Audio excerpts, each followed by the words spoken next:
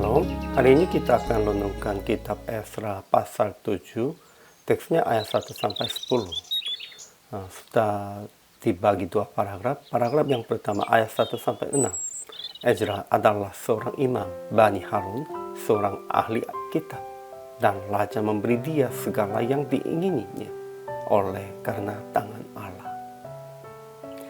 Paragraf yang kedua ayat 7 sampai 10.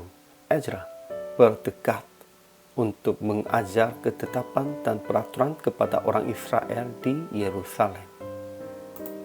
Kesimpulannya, Ezra adalah seorang imam dan seorang ahli kitab, dan Ezra bin Seraya keturunan ke-16 dari Harun, imam kepala. Bahkan dia pintar tentang Alkitab, dan raja memberi dia segala yang diingininya oleh karena tangan Tuhan.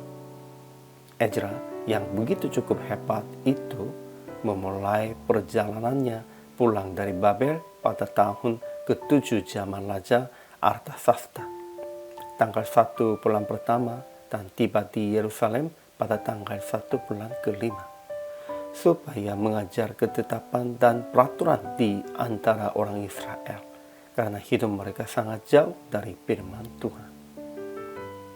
Ajaran tentang Allah. Pertama, Tuhan menolong Ezra sampai raja memberi dia segala yang diingininya.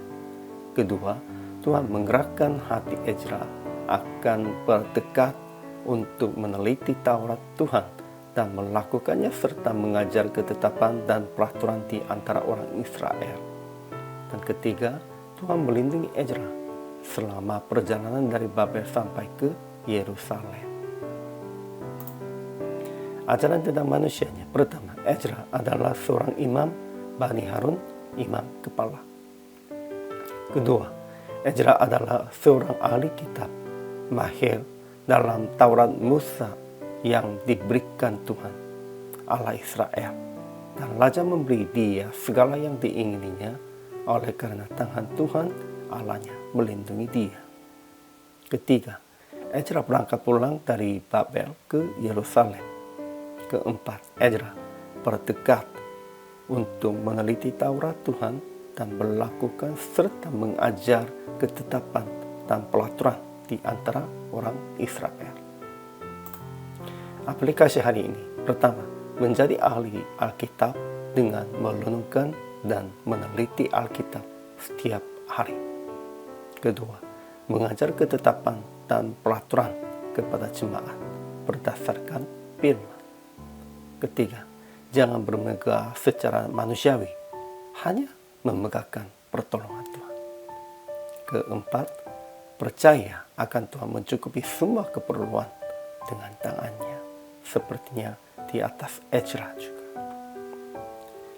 Sehingga PR praktik hari ini mengajar ketetapan dan peraturan Tuhan kepada jemaat berdasarkan penelitian Alkitab Anda. Kita harus menjadi ahli kitab sepertinya Ezra, dan bukan hanya mengerti sendiri, harus belajar kepada jemaat-jemaat juga, supaya mereka melakukan, berbuat sesuai dengan firman Tuhan. Hari ini juga selama melayani, Tuhan Yesus memberkati.